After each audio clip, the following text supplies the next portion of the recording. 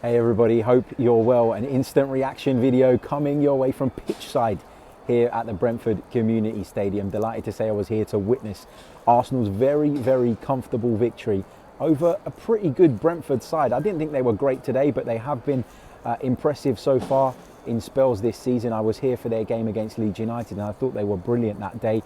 I thought they were really direct. I thought they had lots of goal scoring threat. I thought they were incredibly potent when the opportunities came their way. And I have to say, those of you that watched or listened to the preview show will know that I was a little bit concerned about this.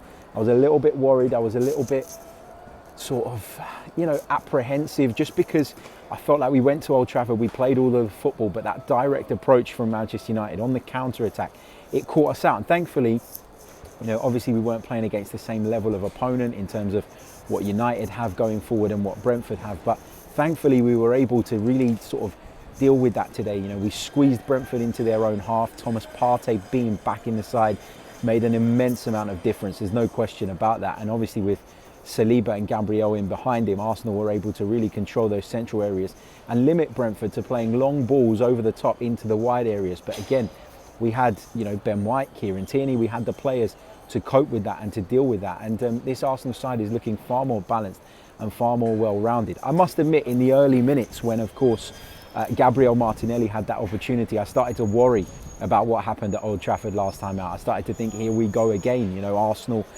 sort of creating early opportunities, not taking them. Will we live to regret that?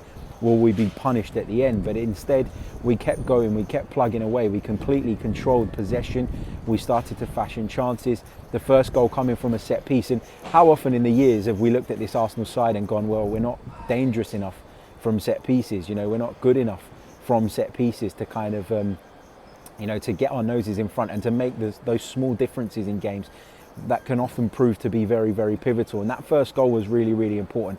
Saliba popping up at the near post. You can see some of the players have come out for the warm down around me as well. But yeah, William Saliba popping up, brilliant header towards the far post. It came off of the post and went in. It certainly crossed the line. There was no question about that. Did it come off the post? I can't even remember now. But it certainly was well over the line. So there could be no debate, no question about that.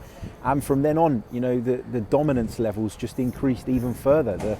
The ball from Granit Xhaka in for Gabriel Jesus' goal was sublime. He picked him out beautifully, but Jesus still had plenty to do. He had to get power on the header, and he managed to do that and head it back towards the far post, back towards where it came from, making it impossible for David Raya to keep it out. And then you go in at half-time, you're feeling comfortable, you're feeling confident, you think, yep, we should go on and win this, we should cruise to the 3 points now. But there's always that thing in the back of your mind that if the home side get a goal, if they get the bit between their teeth and the atmosphere takes a big turn, then things can be different. And thankfully we came out in the second half and stunned them with that Fabio Vieira goal pretty early on. And I have to say, what I loved about that goal more than anything is that I had watched Fabio Vieira literally do that 6 or 7 times in the warm-up before the game started. So to see it come off really does prove, doesn't it, that hard work pays off, and that if you keep doing something, if you keep plugging away at it, you will get your reward for it when it really matters. And Arsenal did exactly that. So fair play to Fabio Vieira as well.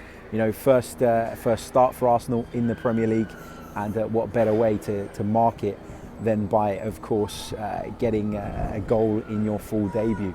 Elsewhere, I thought Xhaka was superb. Everyone was good today. Everyone was brilliant. Bukayo Saka involved as well down the right-hand side in the build-up to some of the goals. But Granit Xhaka, for me, was Arsenal's man of the match. He wore the captain's armband today, and he was superb in every way. He was good on the ball, he was good out of possession, he was organising people all the time. And it's so good to see him playing at this level now after all the crap he's had as an Arsenal player over the years. And then, of course, history was made with Ethan Nwaneru coming on at 15 years old. 15 years old. What was I doing when I was 15? I can't even remember. Nothing significant, nothing as amazing as that. So what a moment it was for the young lad. I think he only got one touch of the ball, but hey, it's all good. He's made history. 15 years old. Unbelievable stuff. Look, we are going to be bringing you the full-length podcast a little bit later on tonight, probably around about 10 p.m. It is my little girl's first birthday. It was the other day, and we're having a little bit of a family get-together this afternoon, so I won't be able to do it as soon as I get back home, but I promise later on, around about 10 p.m, I'll be bringing you the live full reaction podcast, and I'm really looking forward to it. Thank you to everyone for tuning in. Don't forget to leave a like on the video. Don't forget to subscribe to the channel if you're new. Catch you in a bit.